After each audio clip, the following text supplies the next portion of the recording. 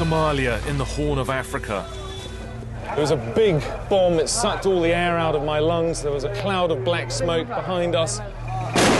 Civil war has turned the capital Mogadishu into one of the most dangerous places on earth.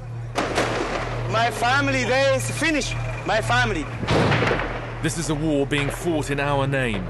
A government funded by Britain is battling Islamist insurgents accused of being Al-Qaeda's allies. But the government itself is accused of atrocities, of killing thousands of people, torturing their opponents, making refugees starve. Top officials in this government have strong links to Britain. The boss of the Secret Service has a home in Leicester. The deputy police chief has a home in Birmingham.